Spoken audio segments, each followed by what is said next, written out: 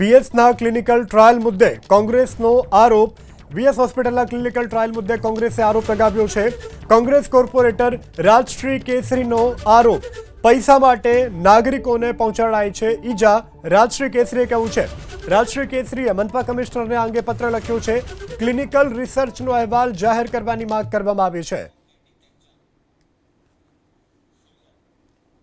અમદાવાદ શહેરની વીએસ હોસ્પિટલમાં clinical research બાદ દર્દીઓના મોતના મામલે અમદાવાદ મહાનગરપાલિકા અને તેના અધિકારીઓ ઢાંક પીછોડો કરી રહ્યા છે. બીજી તરફ સામાન્ય સભામાં ચાંદખેડા વોર્ડના કોંગ્રેસના કાઉન્સિલર રાજશ્રી કેસરીએ 2 મૃતકોના નામ જાહેર કર્યા. તેની સાથે અલગ અલગ પુરાવા પણ તેમને હાથ લાગ્યા છે. આપણી સાથે રાજશ્રીબેન છે, તેમની સાથે વાત કરશું. બેન, સૌથી પહેલાં તો તમે ફેબ્રુઆરી મહિનાથી આ રજૂઆત કરતા આવ્યા, 4 મહિના થઈ ગયા. કોર્પોરેશને 7 જેટલા કોન્ટ્રાક્ટ પરના ડૉક્ટરોને સસ્પેન્ડ કર્યા અને અલગ અલગ કામગીરી બતાવવા પૂરતી કરી છે. તમારી પાસે જે પુરાવા આવ્યા, કયા કયા લોકોના આમાં મૃત્યુ થયા છે અને શું વિગતો વધુ સામે આવી છે? આજે મારી પાસે જે વિગતો આવેલી છે એ વિગતોમાં એવું બતાવવામાં આવ્યું છે કે વીએસ હોસ્પિટલની અંદર ક્લિનિકલ ટ્રાયલ ચાલતી હતી. વીએસ હોસ્પિટલથી 500 મીટર દૂર પર એસવીપી હોસ્પિટલની એથિકલ કમિટી લીગલ હતી. એ છોડીને વીએસ હોસ્પિટલના જે ડૉક્ટરો છે એ ડૉક્ટરે સંગીની હોસ્પિટલ જે જોધપુર પર આવેલી છે એની સાથે આ લોકોએ મેળાપીપણામાં કરી અને ક્લિનિકલ ટ્રાયલ્સ કર્યા. એ ક્લિનિકલ ટ્રાયલ કમિશનર સાહેબે કે ડીવાયએમસી હેલ્થે જાહેર કર્યું કે 500 જણા પર ક્લિનિકલ ટ્રાયલ થયા છે. હવે મારી પાસે એક એવું છે કે જે હમણાં જ 2023માં થયું છે કે 2024માં થયું છે, એમાં ફક્ત એક ટ્રાયલમાં 80 જણા પર ટ્રાયલ થયો છે.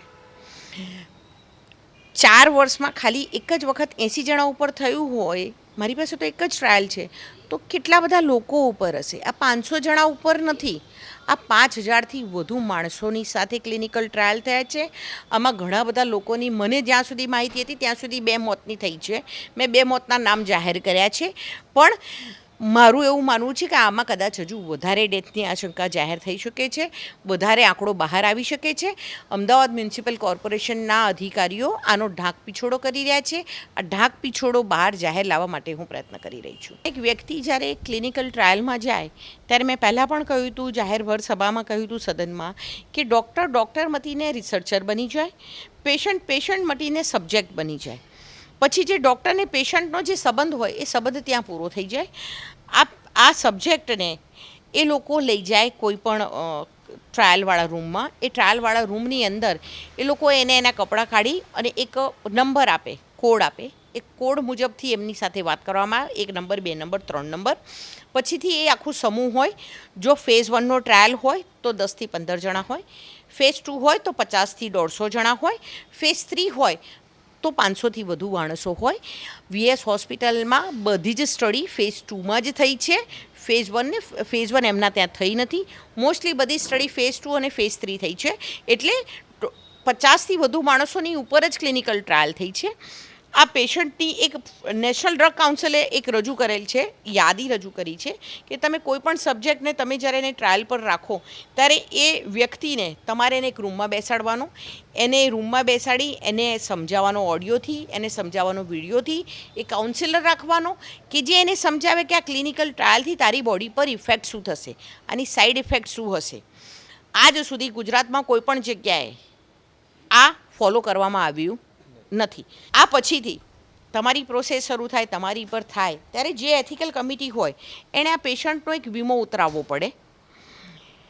આજ સુધી કોઈનો વીમો વીએસ હોસ્પિટલમાં ઉતરાવ્યો હોય તો હું ખાલી બજારમાં કહી રહી છું, હું ન્યૂઝ મીડિયાના, પ્રિન્ટ મીડિયાના માધ્યમથી કહી રહી છું કે જો કોઈક એક વીમો ઉતરાવેલો હોય તો પ્લીઝ મને એની કોપી આપો તો ખબર પડે કે ભાઈ ક્યાંક કોકને આપણે કોમ્પેન્સેશન અપાવી શકીએ. અમદાવાદ શહેરના નગરજનોની સ્વાસ્થ્ય સાથે ચેડા થઈ રહ્યા છે. કમિશનર સાહેબ એક વખત મને એક વિડીયો બતાવે કે એક વખત મને એક વીમાની કોપી આપે તો સાહેબ હું માની જઈશ કે હું ખોટી ને સાહેબ સાચા. પૈસા કમાવા માટે બીજું શું કરો છો? બીજી વાત પૈસા માટે જઈએ. એટલે ક્લિનિકલ ટ્રાયલમાં જાઓ છો? ક્યાં ક્યાં જાઓ છો? દરેક જગ્યાએ જ્યાં જવાનું હોય ત્યાં જઈએ. હવે ખબર ના હોય કે કયું બધા ડોક્ટરોને આ બધું આવતું. વીએસ હોસ્પિટલમાં જાઓ છો? હા, ગયેલું ડોક્ટરે વીએસ બધી જગ્યાએ જ્યાં પૈસા મળતા હોય. ગોતામાં જાઓ છો? હા, ગોતામાં. ગોતામાં આવે છે વીએસના ડૉક્ટરો? હા.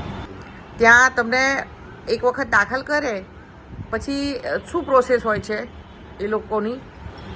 એ લોકોની સાંજે 5 થઈ જઈએ અંદર હા, અને ઉતારીને એક લોકરમાં મૂકી દે. એટલે તમારા કપડાં ઉતારીને એક લોકરમાં મૂકે, પછી લોકરનો નંબર આપી દે લોકરનો નંબર આપે. અને અમારી ઓળખ નંબર 1 2 3.